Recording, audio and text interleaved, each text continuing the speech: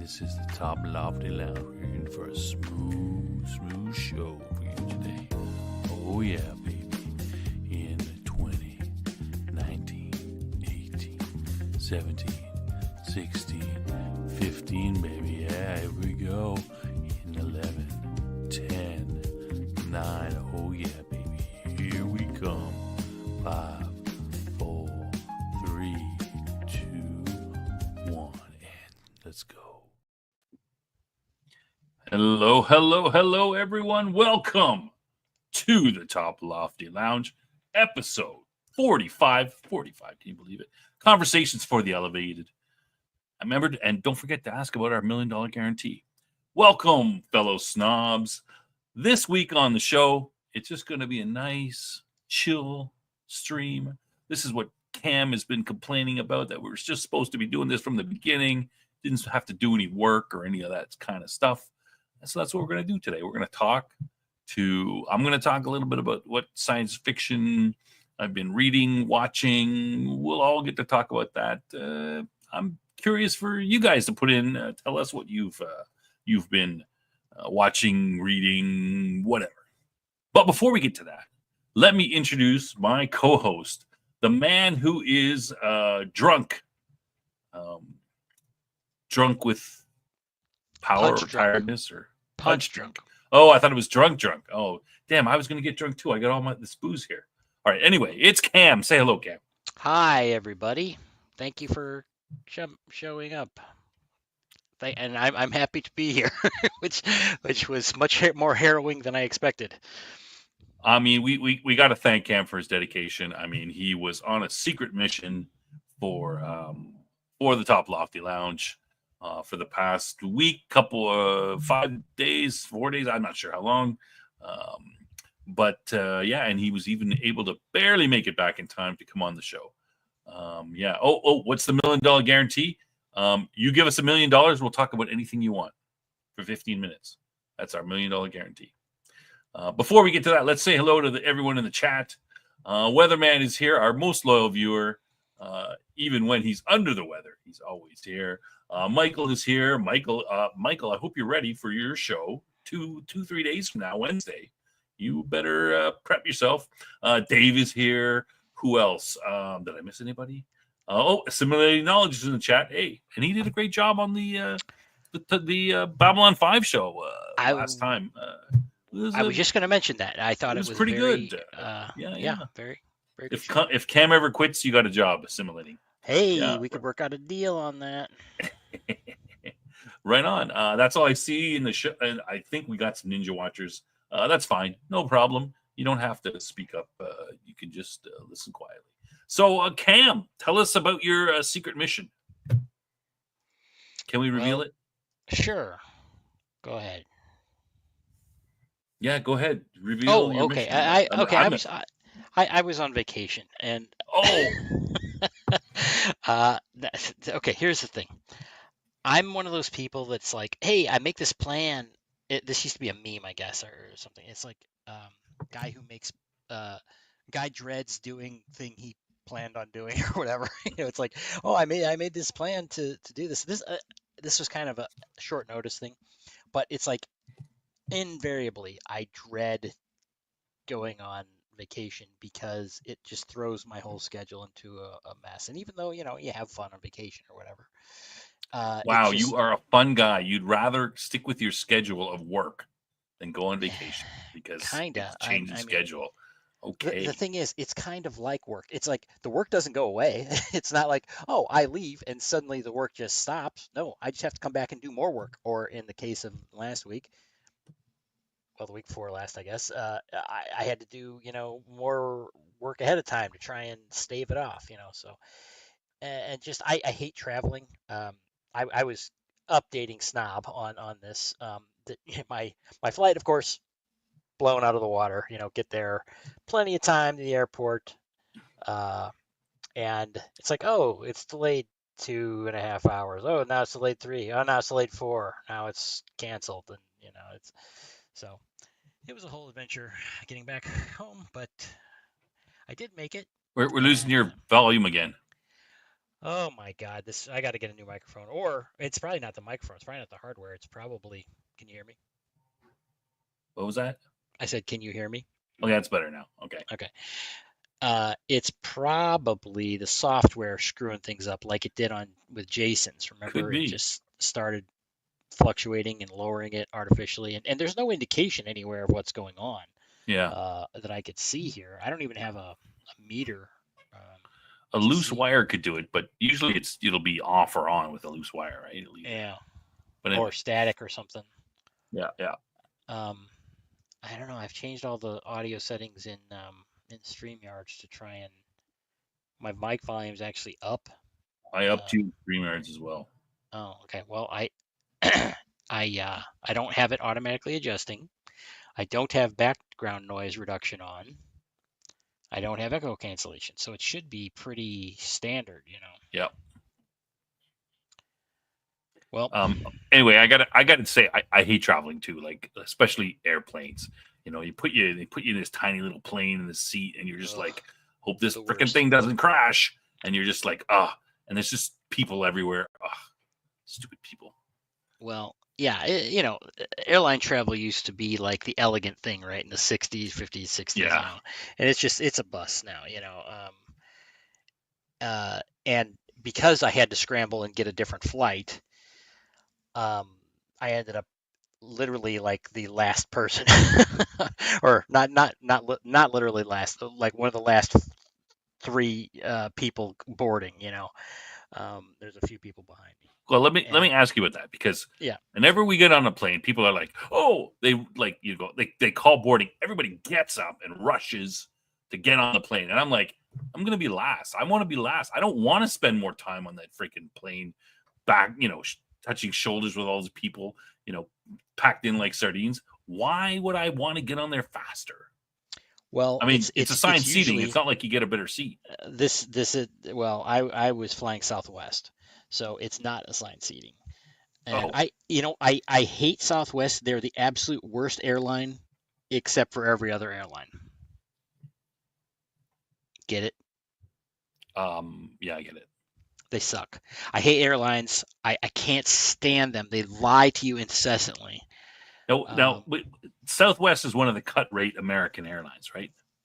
it's kind of Are they I think not as origin cut rate as they used to be? no, there's way more cut rate ones at this point. They're Yeah, kind yeah, of like a mid level. They're not like a full service like a yeah. How come you United don't or fly? American. I mean, couldn't you fly, American or one of the bigger carriers? Well, yeah, I could, but like I said, it's like they're the they all suck. They all suck. It's just Yeah, you know. Anyway, so I ended up in a middle seat, right? Which I don't enjoy, and it was packed to the flight was packed, uh, incredibly packed. Luckily, I said I hate travel, right? I'm actually I've refined my traveling methods over the years uh, to be as efficient as I can when I travel. So I actually for the 5 days or whatever. I guess 6 days. Um, I just had a backpack, like a relatively small backpack, right. which I was able to, which is can fit under the seat. So Mm. if I didn't have that, I would have been even more screwed because being the last on, that's another reason to get on early is overhead Yeah, that's bin the only reason to space. get on early. Yeah. It's kind of amazing that they don't have assigned seats at this. It's like why do they do this? I mean, it's just I don't understand it. Yeah, And I get paid for like the early check-in thing and all that stuff. Well, didn't matter because I got shoved to the end of a different flight, and so yeah. it was a nightmare. Let's just leave it at that. You didn't have to check your tools. Well, interestingly enough, I did take a small selection of tools. And I went to you see you go with TSA is hit or miss, right? Um, I had traveled with a upcoming tool segment, mini tool segment, a TSA approved, but also sometimes rejected um, multi tool that I used to take. but they've been stopping me lately when I go through there, and I gotta fight with them basically. So I decided to abandon that, and I just took um, I have like a special EDC thing for flying, that is all compliant that I just have together, so I don't have to tear apart my other uh, kits and things. Right. Um, but I added a small pair of pliers, a small screwdriver, multi screwdriver, and what the heck was the third thing? I guess it was scissors. I had a pair of EMT shears that I typically carry. So it's those three things. Anyway, I had those pages pulled up on the TSA website, so I could say it says right here. But I did carry a few tools. So yeah, so when I said that, I made a joke. That was a joke because I figured you can't bring your tools and stuff, but I guess you threw it back at me by actually saying that That's you right. did have tools and you've already thought about this, and that was an attempted joke in trying to bug Well, you it about just it. it just goes It to just prove that your humor can't defeat my reality. I guess not. I mean, all right, well, anyway, you went to. Do you want to tell the viewers where you were? Yes, I went to Universal Resort in Orlando, which if you watched the Babylon 5 episode last Wednesday, if not, you should, because we had an You're getting a excellent. little quiet again. Okay, I will Oh, there try you to go. Good. speak more loudly and whatever. Babylon 5 episode the other day, which Assimilating Knowledge was a guest on, as we mentioned. The Union one, yeah. Yes, I've completely blanked out. Universal Studios in Florida. Oh, yes, Universal Studios. Still forgot what I was going to say. Go ahead, you say something and I'll think about it. Something. All right. Well, okay. So you went to Florida. You were on a vacation. I'm sorry. So the photos you showed. The So photos, yes. Death Angel Shadow figured it out right away because the first photo was at the Orlando airport, and he lived in Florida, as I understand it, for at some point, and so he was very familiar with it. Oh, you're quieting down again. Oh my God. Now you're back. It just comes and goes, man. Okay. Well, only tell me if it persists. Just raise your hand if it's quieting down. How about that? Anyway, and then the other one was at the resort I was staying at, which is resembling an Italian something. I don't know. It's Italian themed. So yeah, just went spent some time there, at the parks, and just all at the resort. I didn't really leave there. It was just So here I am. what at Universal rides or whatever shows or themes or what did you do? Well, it's mostly rides. There was a cool there's a cool show there. So there's two parks that are open right now, and the third park, their brand new park, is about to open next month, I think. And they're doing like preview, like soft opening kind of thing. Mm-hmm. Epic Universe, that's the new one. And oh no, Weatherman says that's bad sound too. Okay, sorry. I'll just press on. Sorry, Weatherman. Yeah, it's just Um, it comes and goes at weird times, man. Anyway, so there's currently two um, theme parks currently. It's called Islands of Adventure and then Universal Studios. So they're right next to each other, and then they have this thing called City Walk, which is like restaurants and shops and that kind of crap. And so you can cover a lot of ground pretty quick. Um, so there was at the studios. There's a cool Bourne identity, like the Bourne movies. Right? There's a really cool show that they put on there that's like part screens and part live actors and things, and it's like kind of a stunt show. It's an indoor thing, but you're in the theater watching this, and the screens and the live things interact so well that if you're really not looking, it's hard to tell which is which sometimes. And it's really a cool show. I had seen it once previously, but I made a point of going back to it because it really is very entertaining. So it's just called the Born Identity or the Born Show. I, I don't. I think it's just Born Identity. All right. But If anybody or wants to Born go, Experience or something like that. You can't miss it. It's Born something. yeah, experience is probably the word they use all the time, right? Yeah. But that's really cool. And then, of course, they've got we were talking about it's like, oh, what's sci-fi there? It's like, okay, well, they have the Jurassic World there in the Islands of Adventure park, in which they have a really cool roller coaster called Velocicoaster, which is came out. I don't know. I think it was like came 2020 or 2021. I think that ride came out, and it's really one of the best roller coasters I've ever been on. It's really fast. It's got really cool twists and turns. But it's not like one of these roller coasters that jolts you around a lot. It's relatively smooth ride. Um, it has some terrifying parts because when you hit those zero G things and you're coming out of your seat, it's a Yeah, it's a little scary. yeah. And I'm Nobody getting likes that. old, and my stomach can't handle that stuff like when I was 20. Yeah, Um, I know what I hear you, man. yeah, but it's a good one. And then they have both of the parks have big Harry Potter lands. Yeah, that's their Um, biggest thing, right? Harry Potter. yeah, those places are always super crowded. But they're themed very well. They're very well designed, and immersive. And some of the rides are pretty good there too. I got stuck on a ride twice. Um, very briefly, it wasn't it wasn't bad, but I've started to develop a phobia about these rides because the restraints are very firm. It's like some of these things they like trap your legs in there, so it's like it's designed so your legs can't get out of that. That is a Yeah. very refreshing sound you're pouring there, by the way. Sorry, I'm just getting.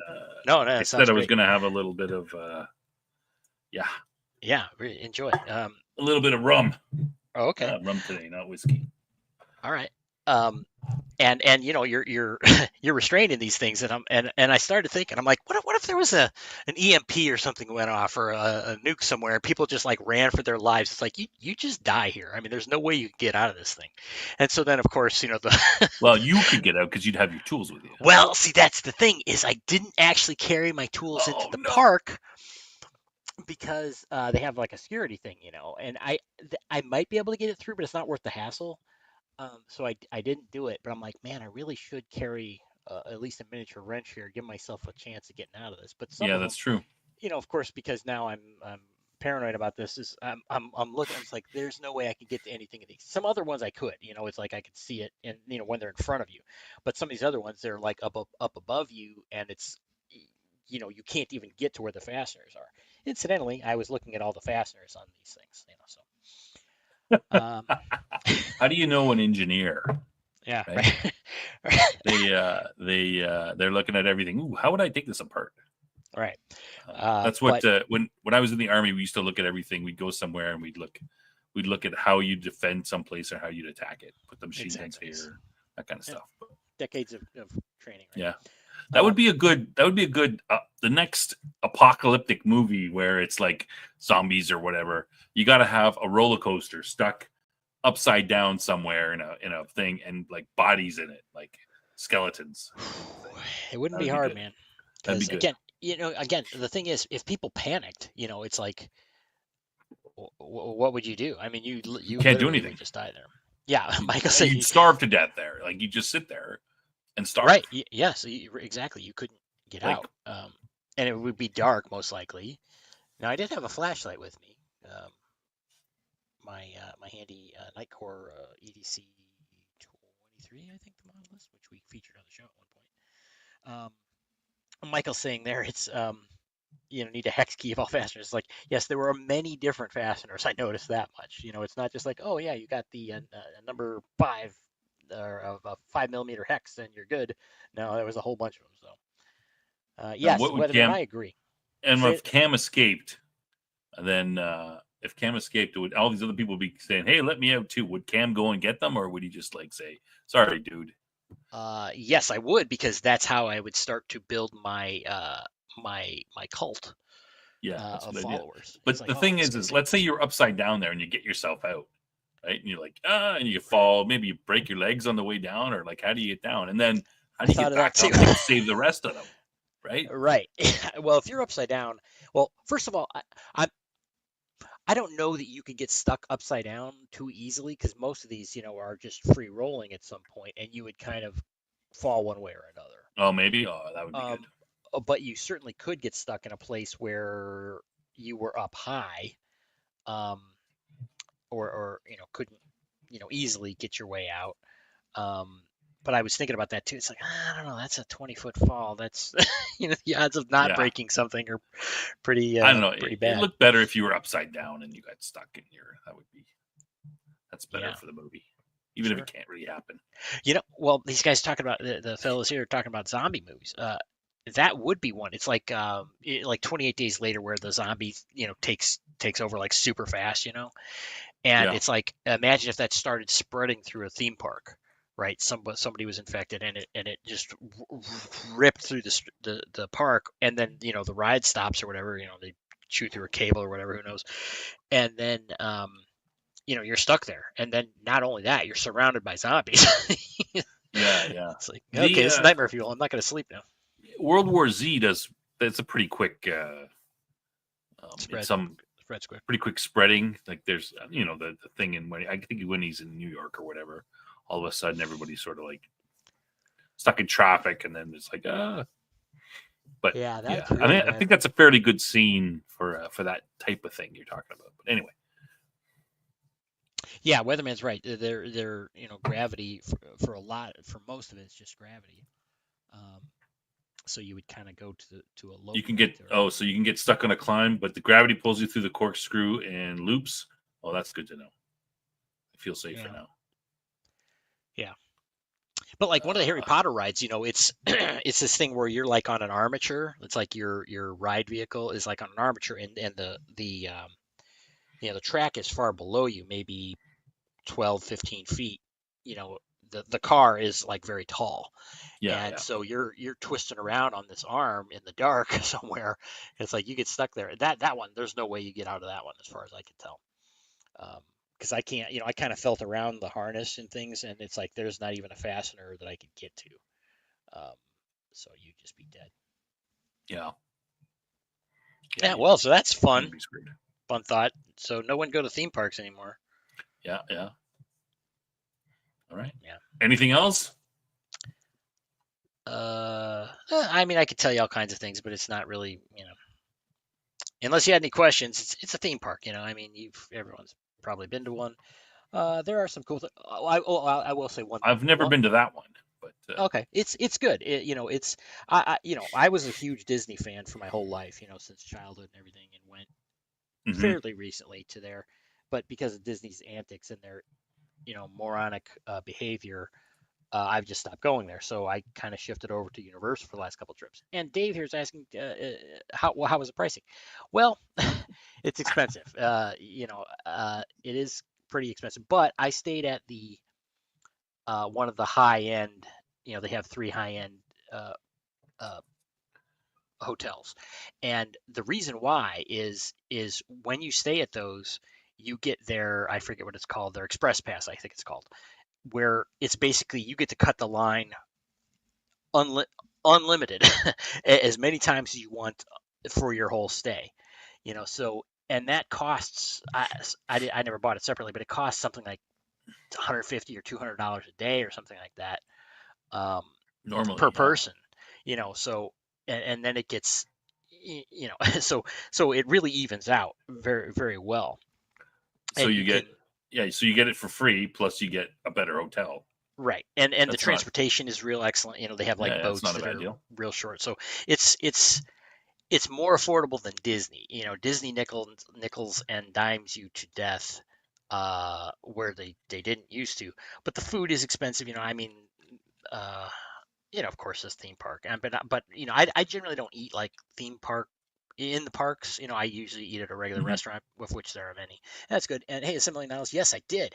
I did go to the chocolate, the tooth something chocolate restaurant, which it's kind of like they have a bar, and I mean, it's a family restaurant. But it's like burgers and sandwiches and some specialty entrees and things like that. But the thing is, they have like this huge dessert menu that's all these different things, and they have these crazy milkshakes with that's basically just a mug full of mousse and candy and cakes and all this crazy stuff that they put together. All these, they probably have 15 or 20 different of these for milkshakes. Yeah. You know what? When I got one and it was like, there's not enough shake in here. There's not enough. There was a lot of other stuff, but it was very little milkshake. Um, Well, Cam hates everything, even milkshakes. no, I wanted more milkshakes.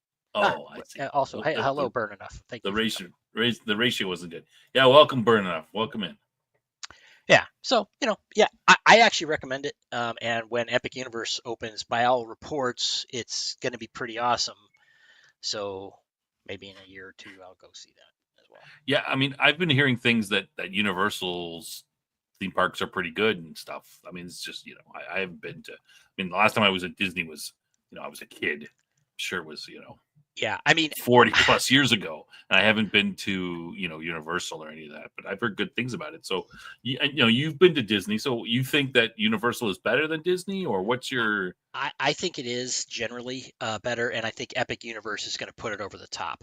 The only thing that I haven't done at Disney is the Tron coaster, which because it came out after I was last there, but which I hear is pretty great coaster, and I'm sure it is. But um, Disney's they're not putting the money into it. They're doing a bunch of dumbass Instagram walls and like I said, nickel and diming you to death. And even though, again, I love it, I have nostalgia for it, is what I should say. Um, Yeah, is and I'm not even considering it at this point. some of the Disney latest, the what is it? The Star Wars one was not really well received. Galaxy's Edge, was kind of Yeah, hit and miss, yeah, and there. it was okay. I mean, that's the most I could say about it.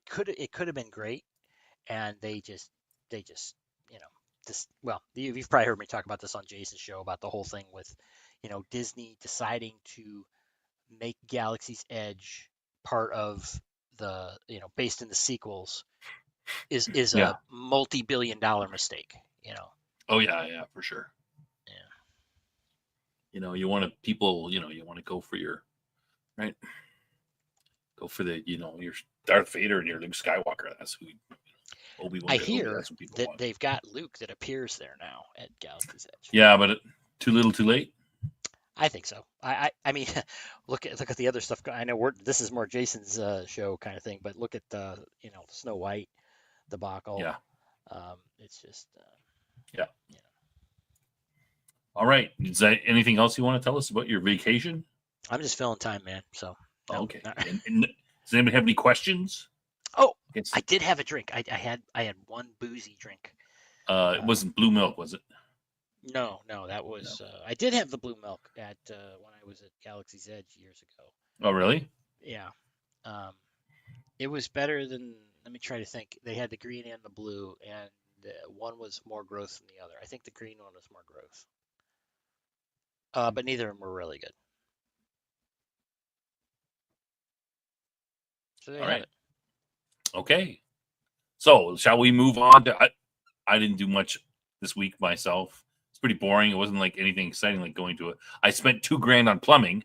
That's one thing I did. Too bad you don't have a handyman friend nearby. Yeah, I mean, yeah, I wish I did. But you know what? $2,000 was pretty good. Like I got away with. I mean, it probably should have cost me like more than that, $4,000. There's a fair amount of stuff that's done, and it needed to be done. So I'm glad we did it. But got things working properly again. But yeah, that's the only thing that happened this week. Ugh, that was kind of a pain, but yeah, it was worth it, and the guys did a good job. I'm happy. Usually, you're not happy when some people come and do stuff. You're like, but these guys did a good job. Did you get a new space age toilet? We did get a toilet replaced. The guy upsold me at the last minute. He's like, because the wife is complaining about the toilet doesn't flush, and it was giving a hard time. It wasn't flushing properly, and it's old. Like we've been here on my place for 20 years, and we didn't replace that toilet. God knows how old it is, and I don't know how much do you know about toilets. A little bit. I specifically chose toilets for my home to have maintenance-free high performance. Oh, really? Oh, well, this is an American standard. It's pretty basic, I think.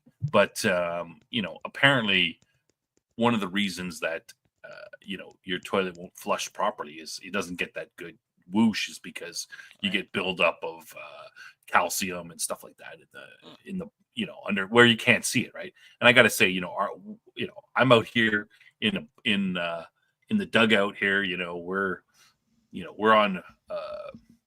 We have our own well water and stuff like that. And like I said, I don't know. I mean, I've been here 20 years. I don't know when that toilet was last, replaced. So we went with it, and the guy said, "Oh, and it's working really well. I mean, it's got a good whoosh." I'm like, "Wow, that's."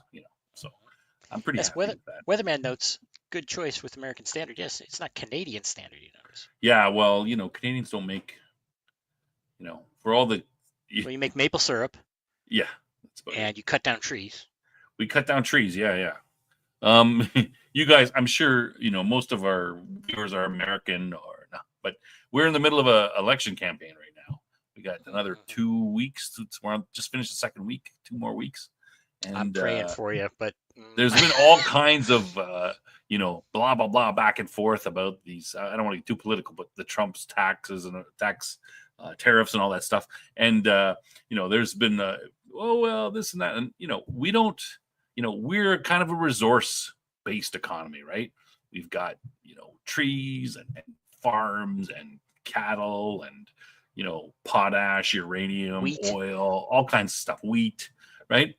So we usually send our stuff away to we're more natural resources. So when people say, "Oh well," blah blah blah, they shake their fist at Trump and say this and that. I'm like, oh well, you guys have a problem where a lot of your stuff went to China for manufacturing. I mean, we're just as bad, right?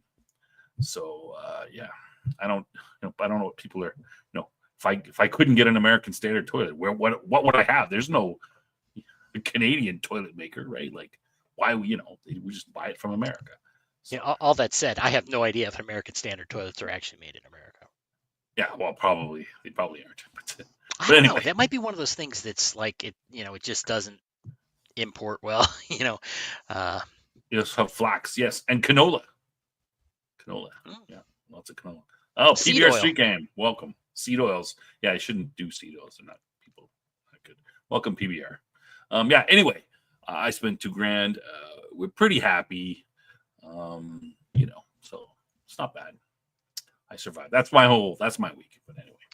Yeah. Well, I gotta tell you, anytime that my life has been a nightmare anytime I have to work with contractors. So if anytime speaking of that, I'll tell you a quick story. Anytime you have a contractor experience that turns out well, I consider it a blessing. I had a little yard work that I wanted to get done. It was like, oh yeah, we'll come out and do that on Tuesday. Nothing. No, I'm not there. So anyway. Yeah. Oh, that's the story? Okay. Well, I'll tell you my experience. So, oh, sure. These guys came out and, they didn't try to sell me. I mean, they didn't try to sell me anything I didn't need. I'm like, I got this problem. I want you to solve this problem. And then I want you to look at this other problem.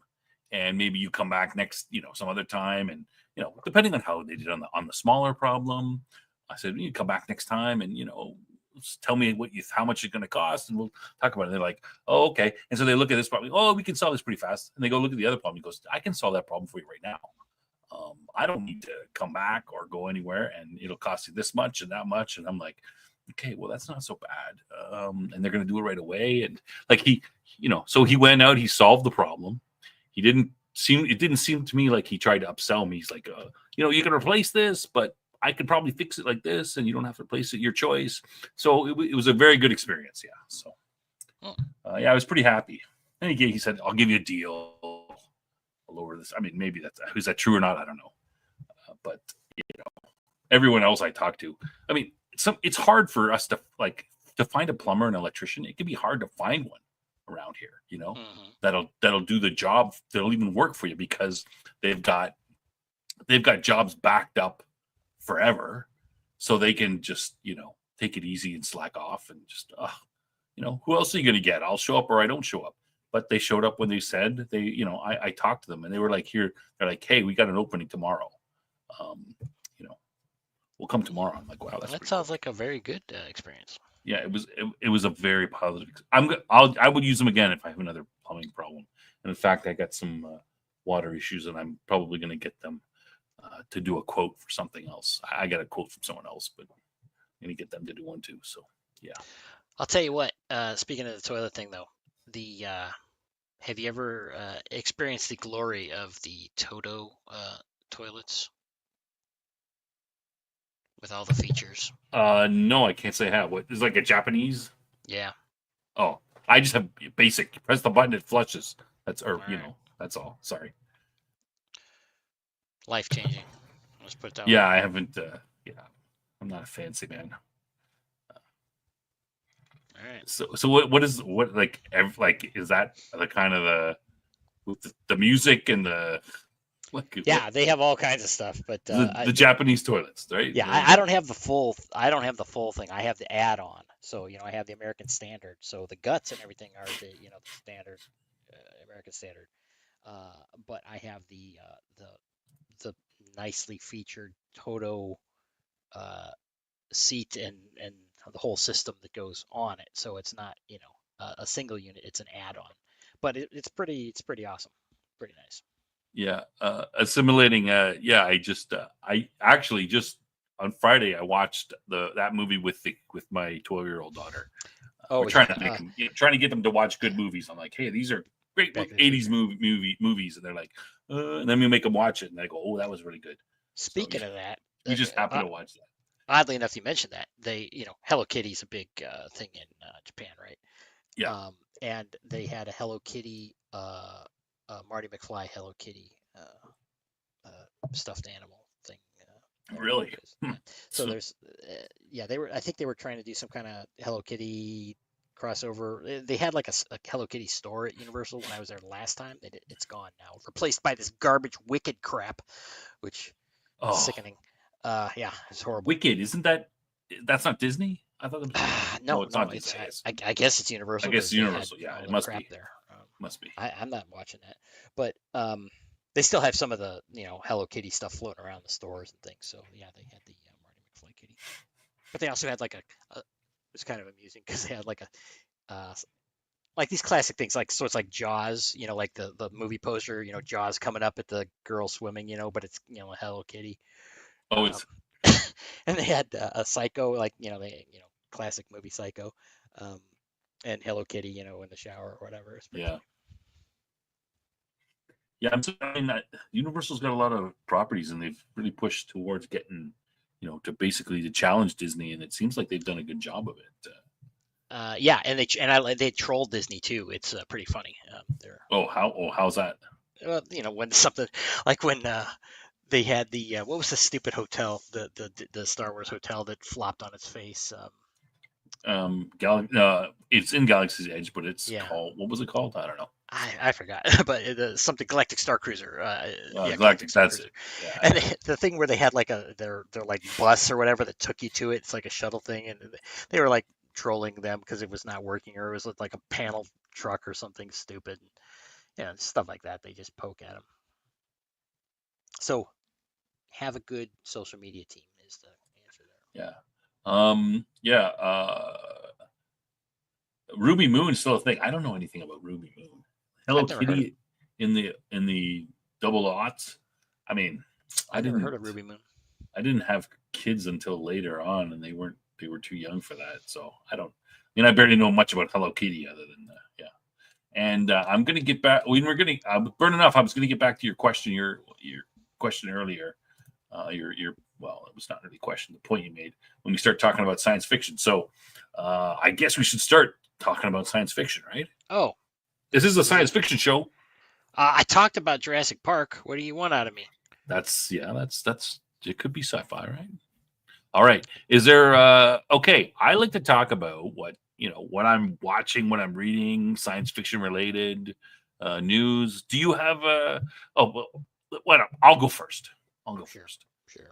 So I'm what am I reading? I'm reading a book called World Walkers by Neil Asher.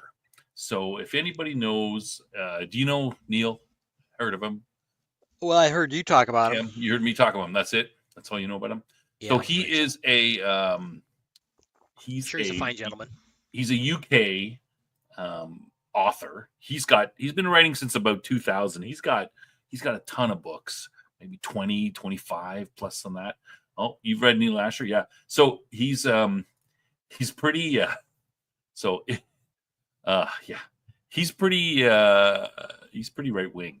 So if you follow his Twitter, I he's like him already. constantly he's constantly he's bashing. I don't like to say it because I don't want to. I'm afraid that maybe he might lose readers or something because he's pretty obviously on a certain side of the aisle. But I guess he doesn't care since he talks about it all the time, and he posts things and bashes the British government and that kind of stuff. So if you follow him on X, he's pretty good. He's like he promotes his stuff, but he also hits at stuff and that kind of thing. Anyway, he's got two series.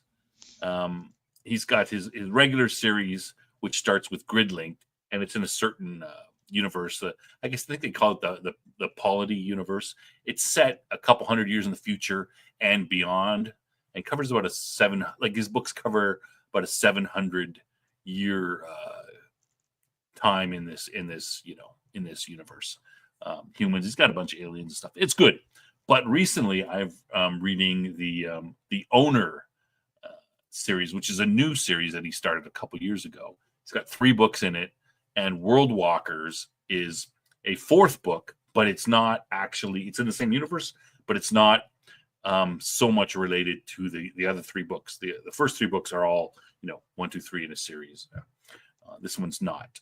This one actually I think takes place a little bit before, but maybe in a parallel universe or something. I'm not sure. I haven't finished it. I'm only about halfway through. But anyway, so it's a good book. In the book, and this is why Cam, it's the world in this series is it's a basically a one world government, one world communist government, Boo. and they and it's really like he's really brutal. They have like 18 billion people on the planet. They have they're called ZAs and SAs, and ZAs are zero assets. So they're basically humans that are useless. They basically are poor. They live on the dole. They get money, and they live like a subsistence level. They're always basically looking for food. They don't have any jobs or anything. So And this is a nonfiction book? this is that's what I'm like, oh, this world is too close to what Europe is becoming. Like it's a little scary. So those are, and that's the vast majority of humans. And then the essays are societal assets, and they are, they're different levels, of course, but they're not set out. But if you're a societal asset, that means you're useful to society. So you have a job and you have something. But of course, the government watches you all the time. They generally don't care about the ZAs. But they'll kill them. Like, there's a riot and the cops will open up and shoot and just kill everybody and nobody cares. It's pretty brutal, but it's a huge, totalitarian. It's pretty nasty. Let me, so I'll give you a little quick about the book. So this book is kind of unusual. None of this is in the first series. This book is, it happens in that world, but it's so the main character Odinger is a rebel and a mutant on Earth, governed by the Ruthless Committee. But after the Inspector experiments on him, he realizes his mutation allows him to reach alternate worlds, to travel into parallel worlds. The multiverse is revealed in all its glory and terror, and he understands that he can finally flee his timeline. So so they've got that's the basis of it. I don't want to tell you too much. Like I said, none of that is in the first 3 books. This is kind of separate, but in the same universe. But I'm reading it. I'm halfway through. I'm enjoying it. I like Neil Asher's stuff. It's what I call praising communism. No, I don't. I am very anti-communist. Right on. Very anti anything that reeks of it. It's a good book. I enjoy it. I think so. I put him in the level of good writers. So walking it back. Jeez, what the walking it back? I said the book was good, not communism was good. I put Neil Asher on the level of good writers, which is the vast majority of writers. For me, there is only a couple of really great writers, and those are ones who write and they'll like something about their book will be unusual or different, or it'll be, sort of a genre defining book, right? So there is, very few books that go into that. And I wouldn't say it's a good story. It's not genre defining or anything. It's not like a Frank Herbert or one of these guys that are just, Farmer or some of these other guys. But I mean, I think the era of that is over anyway. But it's a good book. It is, I recommend it to anybody if you want to read his stuff. The Owner series is a little bit scary when you read the whole series and you find out how callous they are about killing people. I'm just like, oh. But anyway, yeah, he's good. I like him. I'm gonna try to interview him for the show. That'd be cool. Yeah, it'd be cool. I haven't approached him yet, but yeah. Well, how can you turn down this venue? Yeah, lots of reach.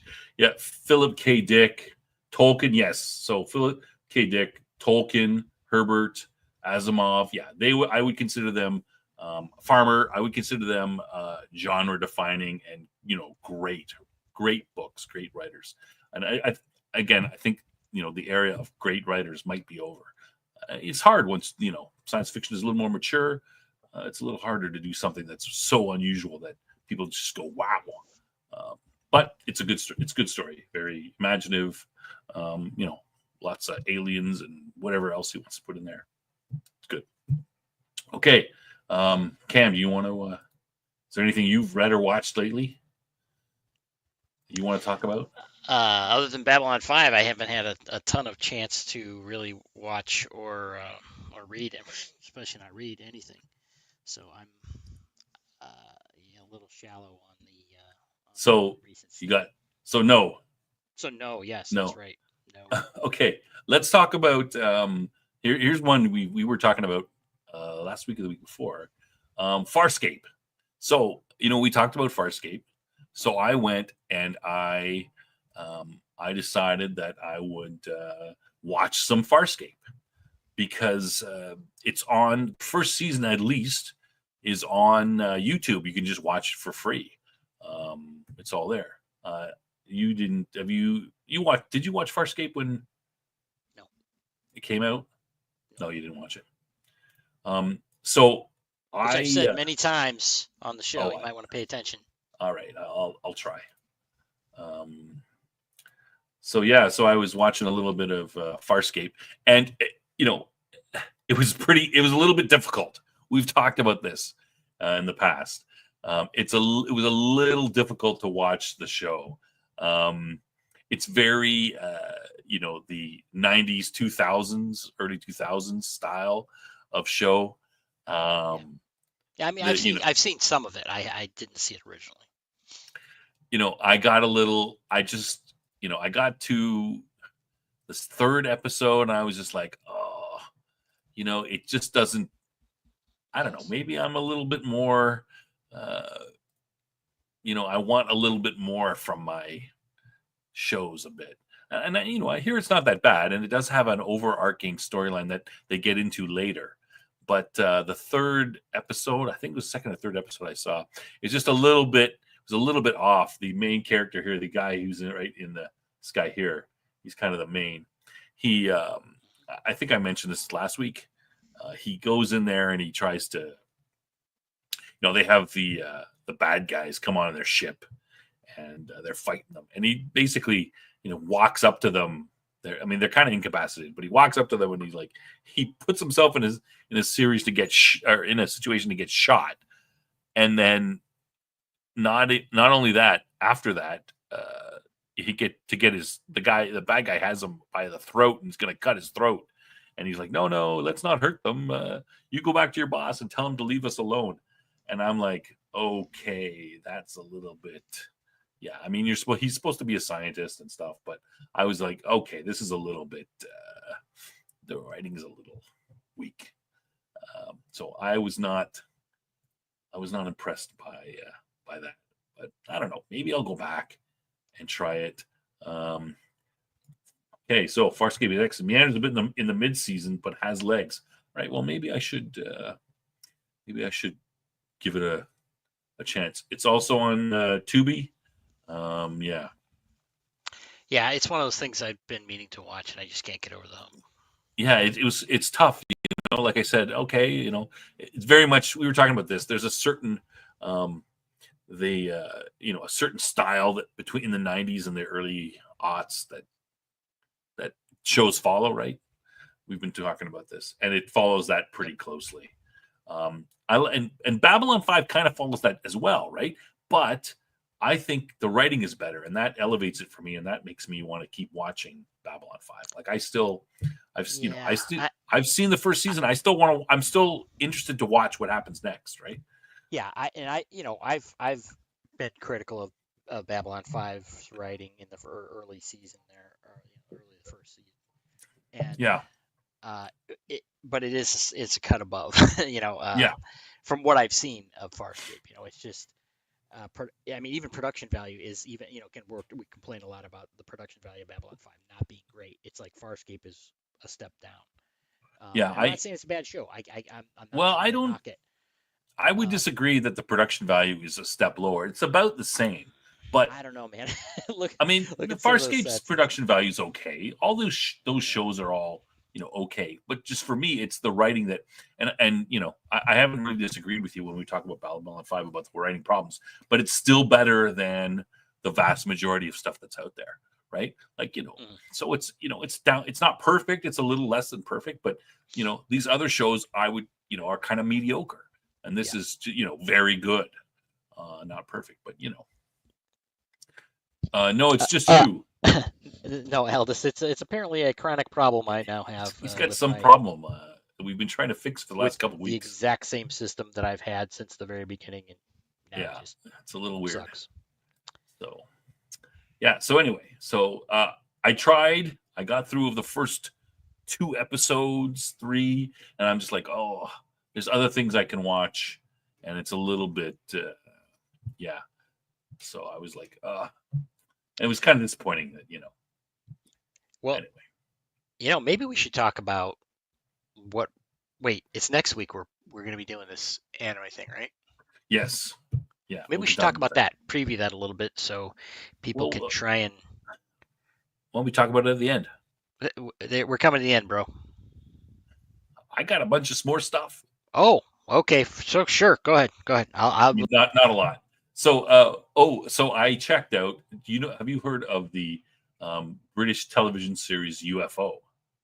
I mentioned it, I think, last week as well. No? Do you remember that one? Hey, you there? Oh, you muted yourself. No?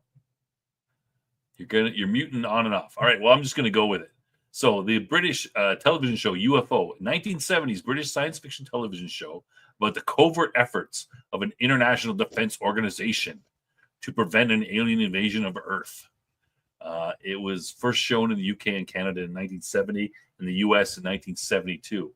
And here's another one that you can see on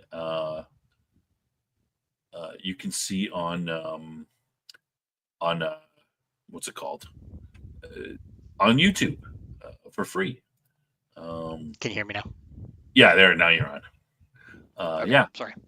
So you can you can see UFO, and I started watching the first episode, and it is very much 1970s. It is brutally 1970s. It's kind of funny. So it looks like 1990s Doctor Who then? Whoops. Yeah, I mean, 1990s Doctor Who. Would I say that? I guess. Let me get the right thing up here. All right. I don't know. Would you I've say? never heard of Would it. you I've say never that? heard of the show before. I hadn't heard of it either. Oh, how come this is not? I keep getting the wrong one on here. All right, sorry. Share screen. Oh, here's the right one. All right. Okay, so I'm just gonna put up a couple of pictures of the show, and it's totally like it's totally 1970. Look at this, 1969, 70. Uh, they have nice ladies in it. Some of the promo stuff. The guy on the left there is one of the key characters. Look at those sideburns. Looks like Lee Majors. He looks like these two. So yeah, so it's about this. I mean, it's kind of. I mean, they take it very seriously. Like the whole thing is very serious. So the storyline is it's 1980, 10 years in the future, and these aliens are invading. They're kidnapping people and taking their organs or something. And this it's called Shadow, the SHADO, the Supreme Headquarters Alien Defense Organization. It's been established by the governments of the UK, United States, and Soviet Union, France, Germany, defend against these aliens.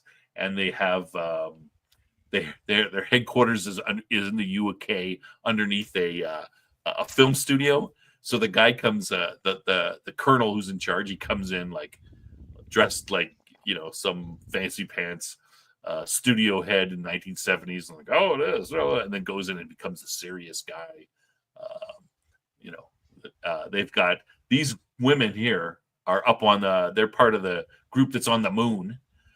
They've got some people who are in submarines under the water doing something.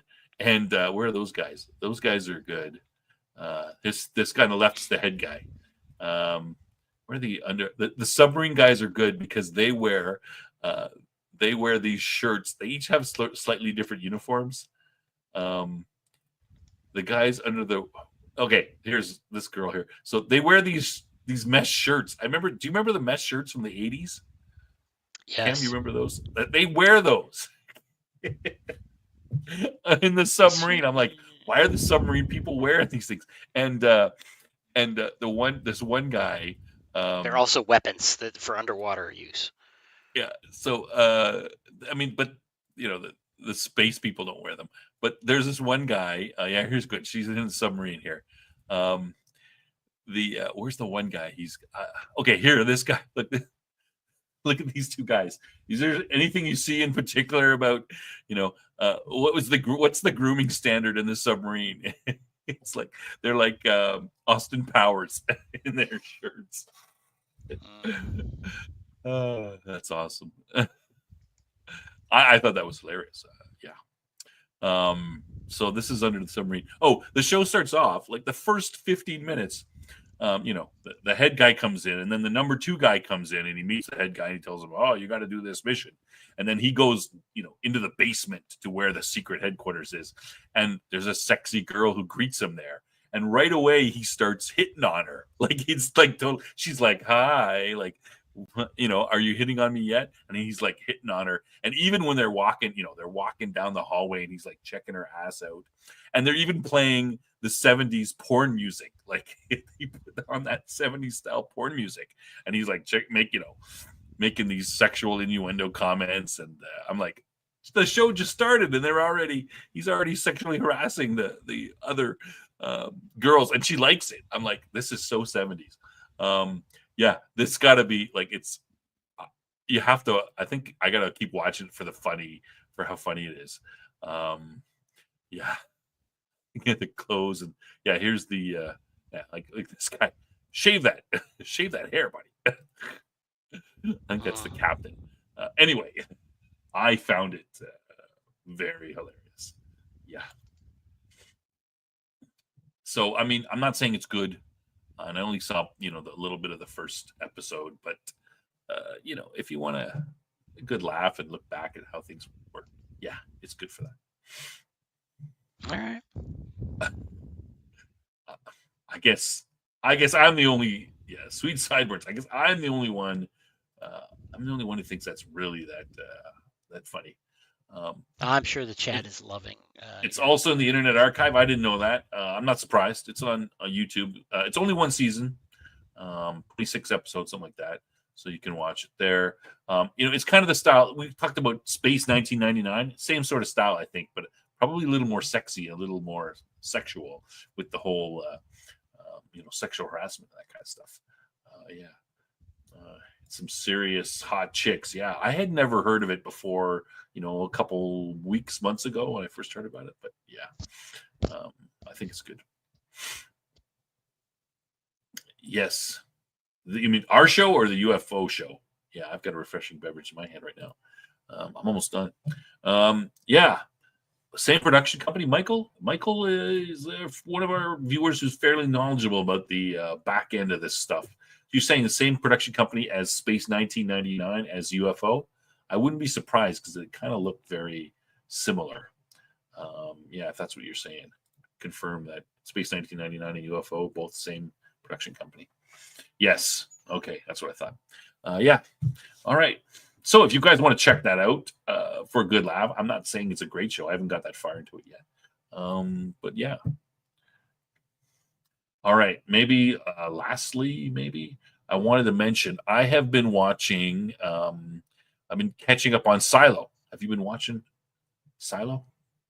No, Yeah. you talked about it and it sounded cool, but I haven't seen any of it. Yeah, based on a novel.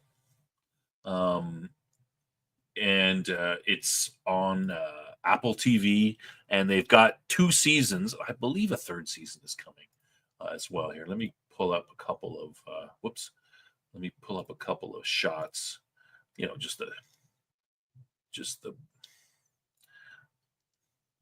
some of the stuff here. So Rebecca Ferguson is kind of the lead. And she's from Dune. She plays the Reverend Mother Jessica on Dune. She's a pretty good actress. I'm enjoying the show because I haven't read the book. I'm assuming that it's following the book fairly closely. But the thing about it is that it actually, the first 2 episodes, she's not even in the first 2 episodes. There is another thing going on. People, leave the silo, and they're pretty big actors. So it's not they're following the story. It's not like we have this show, we can't fire these people. They got to stay on for the whole thing. They're going to get rid of you as based on the story. And it makes sense. The story seems to be well written. The production values are pretty good. Like looking inside the silo, it looks like a 144 level silo that takes you a day to walk up or down.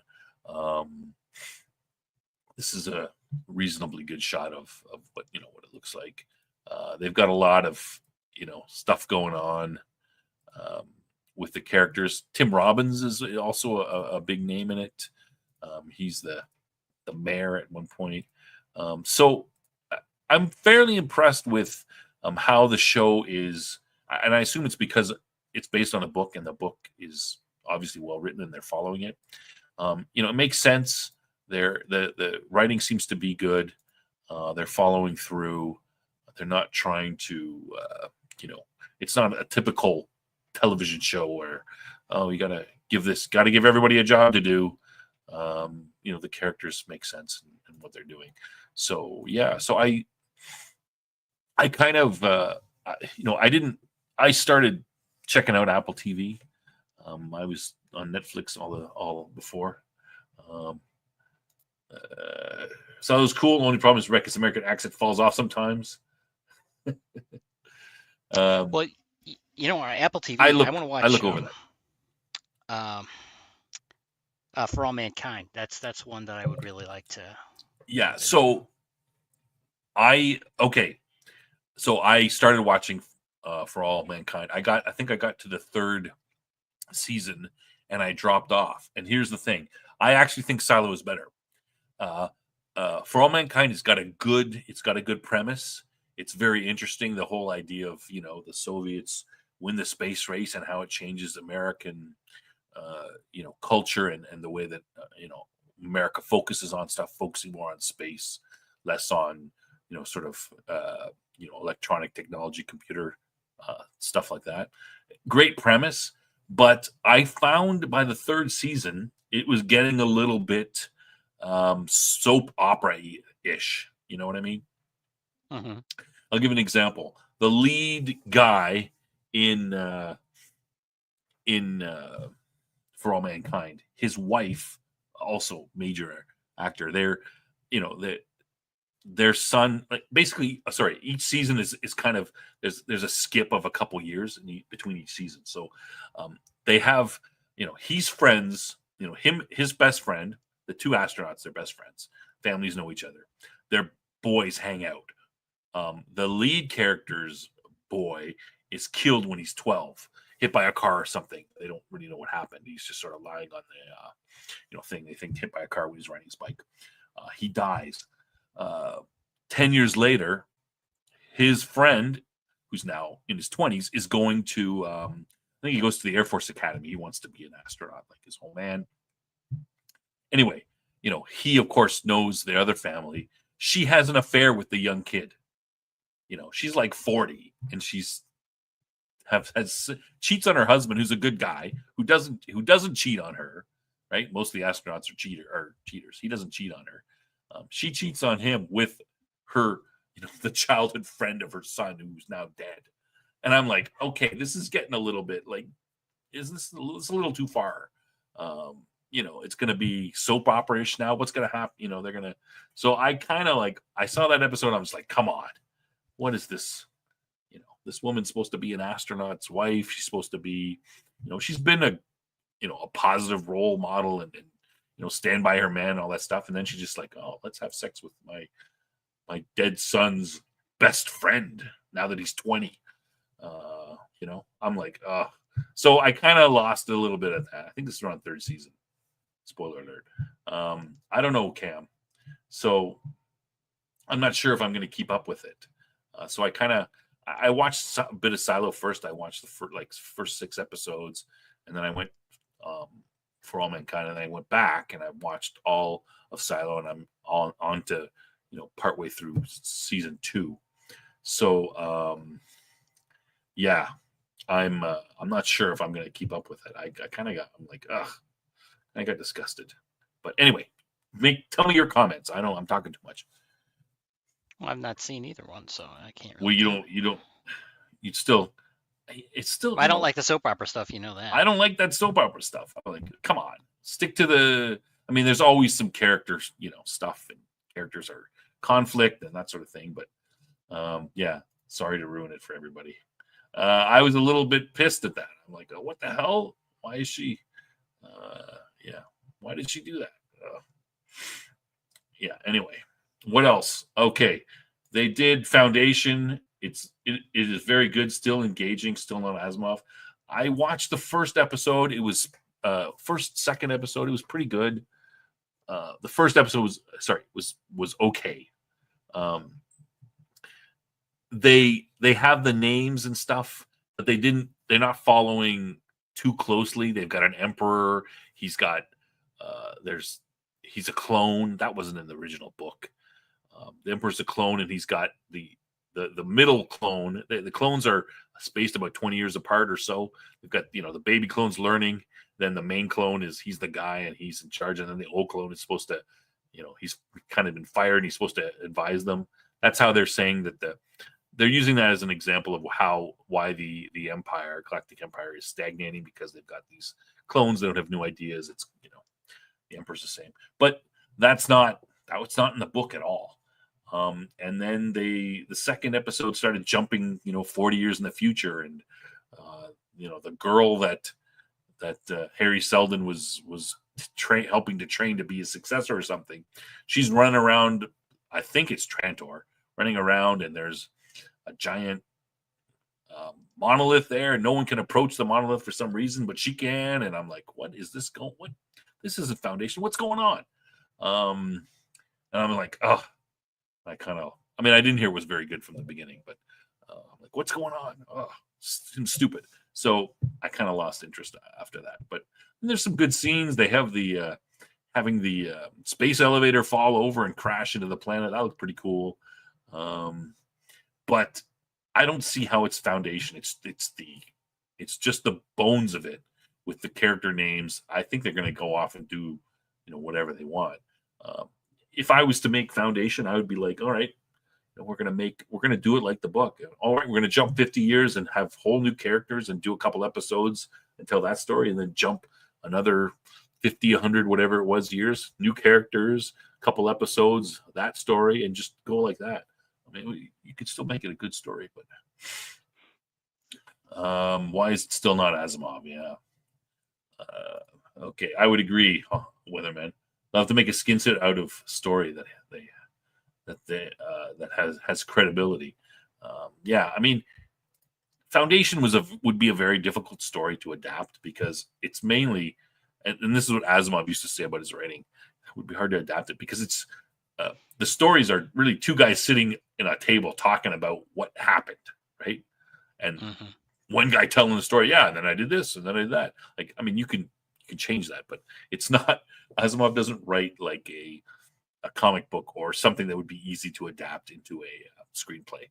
But it was the 50s. He was writing to write, not writing to think. Hey, maybe this will get put into a movie someday. But anyway, what are you gonna do? I would still, For All Mankind, Cam, I would still, give it a try. Like I said, I was enjoying it up to the guy's wife started cheating on him with her dead son's best friend. I'm like, what the hell? There's some great political stuff in there, between the Americans and the Soviets, and how this small change would maybe change, who gets elected. I think like Reagan gets elected in 76 instead of Carter, and has two things. Like there's all kinds of little changes and stuff, and it's kind of interesting. And the stuff that goes on the moon is pretty good. I might get back into it because it might be more interesting. I'll try to overlook the whole soap opera stuff, but I was like, oh, geez. Yeah, Anyway. I've discussed it.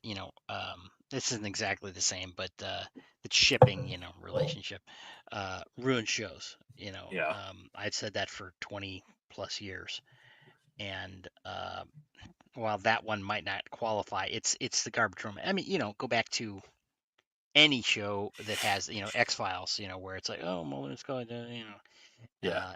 And when we cross that line, it ruins it every time. I mean, it's not. Yeah. I can't think of an instance where it hasn't. Yeah. And Michael, you're right. She is a cougar, and she's like, there's nothing. Joel Kinnaman is the. He also played. He was the main character for the first season of Altered Carbon. He plays the astronaut, and I forget who's his buddy, who's the astronaut, but his buddy's going through problems. He's got drinking. He's a bit of a whoremonger and stuff. He's always cheating on his wife, that kind of thing. But Joel Kinnaman is, he's a great guy. Like he's the quintessential American hero type, right? Like he's on the moon extra long. He always looks after the people working for him. He's a great guy. Why would she cheat on him? And everything in their marriage is going pretty good from from the storyline. It's not like they were having a fight or anything. Everything's going fine, but all of a sudden she's like, "Oh, look, it's my dead son's best friend." And it's funny because earlier in the earlier seasons, like the kids are over at each other's house all the time, and in fact, the other wife, she's a pilot and wants to become an astronaut as well. So, in fact, the two kids, this woman's son, and the best friend are always over at her house when they're 10, 11, 8, 9, 12. They're always over there. Like, can you imagine? Oh, it's 10 years later. Now I'm going to sleep with the guy? Like, what the hell? But anyway, I thought it was a little bit out of control. Like she would do that. But anyway, yeah. All right. Anything? Those are the kind of things. That's what I'm following right now. I'm going to finish up World Walker soon. I got to find something else. Puts John Cena to shame. Joel Kinnaman looks kind of like John Cena, but he's he actually can act. Yeah, he probably would have been a good choice for like a Reacher or one of that character like that. Kind of, he's big and stuff. Yeah, that's what I'm not sure what I'm going to read next after World Walkers. I got to find something else. I got a list of stuff I could probably look at. Yeah, but I'm going to probably finish up Silo. Maybe watch a little bit more of the UFO if I want a little bit of a laugh. It's so 70s. It's hilarious. Oh, I wanted to talk about where is it? Is Burn Enough still in here? There are no videos about Mark Kloop's Scorpio book on his Amazon. It's the highest rated mill sci-fi of 2024. No reviews on YouTube. I don't. Do you know anything about this book, Cam? No. No. I mean, we talked about military sci-fi. I mean, I mainly know, of course, David Drake. He's sort of the biggest mil sci-fi guy, but that's from the 80s and 90s and beyond. But I have not heard of this. I don't really follow military sci-fi as much as other stuff. I've read a bunch of it back in the day, but it's not my favorite sci-fi genre. But yeah, I don't know. I guess I could look into this and find out. No reviews. Scorpio. I don't know anything about this. If you know anything about it, let us know about it. Yeah. Yeah. All right. Anything? I mean, that's kind of all I wanted to mention. Those things that are coming up. Oh wait, we talked about. I don't know how to. Am I pronouncing it right? Um, uh, the Eternaut, right? Hmm. You heard it. You heard about that one, right, Cam? Well, I remember it being mentioned. Mention it. So okay, well, let's talk about that real quick. So the let me shall I put up let's put up this it's just a page of trailers and stuff, but I can put it up.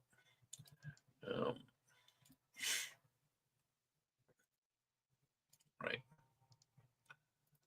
So this is going to be a Netflix story. This is based on a science fiction Argentinian comic published between 1957 and 1959. So it's these. Let me see here. It says it's the focus on a handful of survivors of a deadly alien invasion in Buenos Aires. So that's interesting. Like that's a little bit different than our typical North American style stuff. So it's pretty old. A lot of people have. You checked out. I didn't really check it out. I mean, I watched the trailer. I looked at it. I mean, it looks pretty good. You got so Peaberry Street Gang. I got a copy when it's less than $100 for the whole comic book. Is that the whole graphic novel? Is that one graphic novel or series of them? Yeah, so it's being made into a Netflix series. I mean, I watched the trailer. I won't put it up because they'll probably just strike us. It looks kind of interesting. I don't know. Sometimes the old stuff is really good. Sometimes it's like it can be difficult to go through because it's so old and but you can adapt stories. So you PBR, you recommend it? You're saying it's good? Yes, no, maybe so. It looks interesting, but time will tell. Like Cam, you heard about Mickey 17, right? Yeah. Yeah, I was kind of looking forward to that. I didn't see it, but it came out and it got panned. People are like, "Oh, this is horrible." I think it got wrecked by the message too. I'm not sure, but I mean, I probably will eventually see it when it comes to whatever streaming or something like that. But Yeah, I don't know. It's so hard to get good science fiction nowadays. It can be hit or miss. You never know. You're like, that's a great idea. Wow, a great. It was a great comic book or story or whatever, and then they just ruin it. So it can be difficult. Yeah. Okay, you guys talking a little bit. Uh,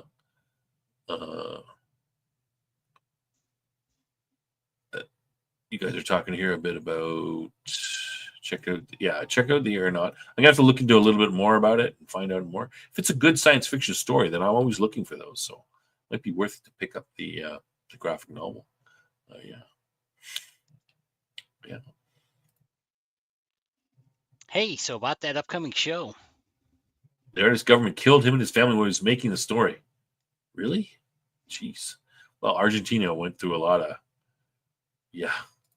especially in the 70s and early 80s. It's kind of a What are you mess talking there. about? More reasons than that. Yeah, well, no, but that was the initial. They had the old right wing death squads in the 70s and 80s, and now it's the left wing death squads. I think. I don't know. It's hard. Well, it was a left wing social collapse, I think. Yeah, it's hard to follow the whole. What's going on there?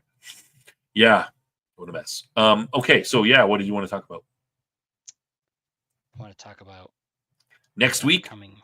Yeah. All right, where do I have it? Where is it? I didn't get rid of it. Oh, here it is. Okay, so Internet Archive, Rock and Rule, the American theatrical cut. Next week, that's what we're going to look at. It's movie night, and we're going to look at Rock and Rule, which is as everyone know, it's anime. It's animated. I don't think it's not really. Would you call it anime, Cam? I don't think I it's really think. anime. Well, I mean, it really just means animated, but anime typically is Japanese specific. Yeah, and it's a certain type of animation and style. No, I think it would be more classified as everyone's seen Heavy Metal, the animated rock. It's basically the Canadian version of Heavy Metal. It's called Rock and Rule. It's a story about these rockers, and they have to fight the bad guy, and he looks a bit like Mick Jagger, and he's called. Let me pull it up here. I think he's called. Okay, yeah, no, fantasy animated music rock film. 1983.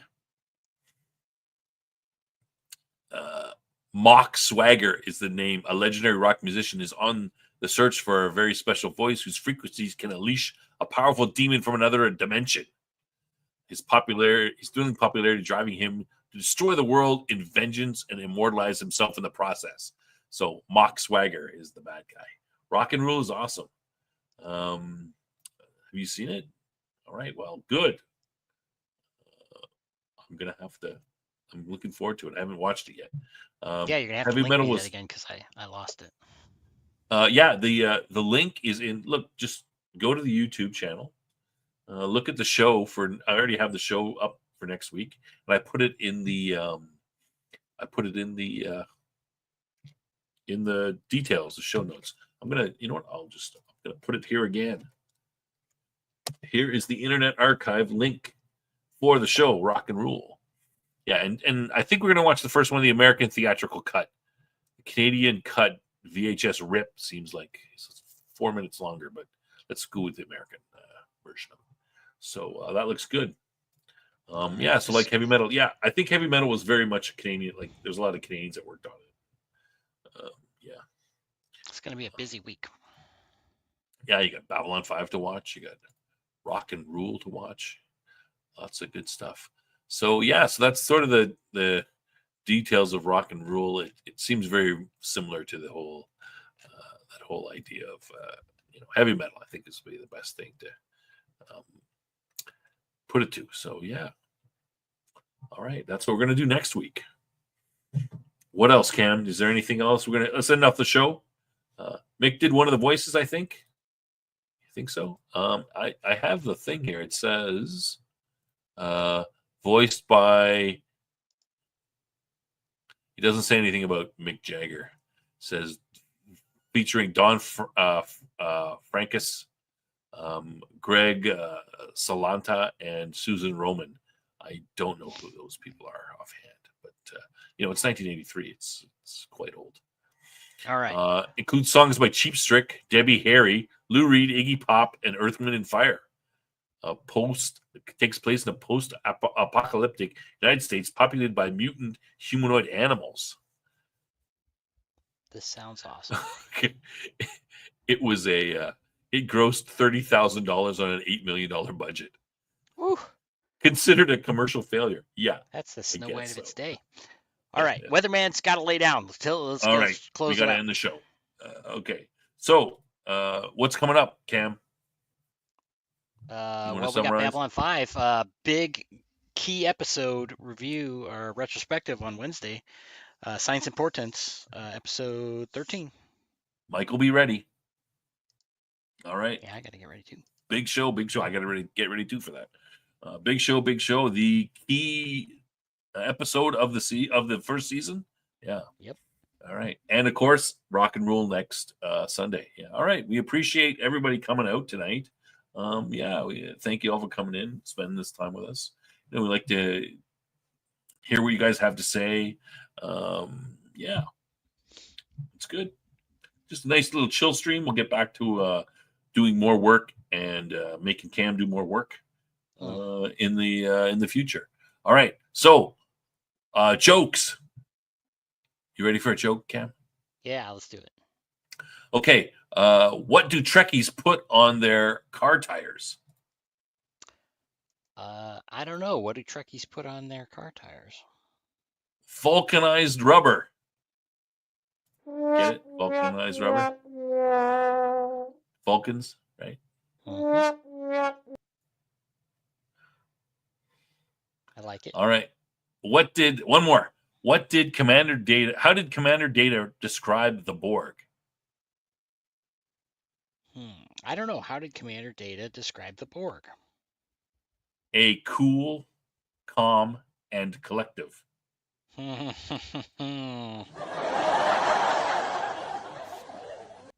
I exactly, Weatherman. I think this might be your high watermark. For you jokes. Like that one? I wouldn't go that far. Oh, the jokes are supposed to be bad. But you get it right because the Borg, right? He's cool, calm, a collective. The Borg's a collective, so you get that right. Vulcanized rubber. That's because the Vulcans, Trekkies. Yeah. No. Yeah. You got it. Sure. All right.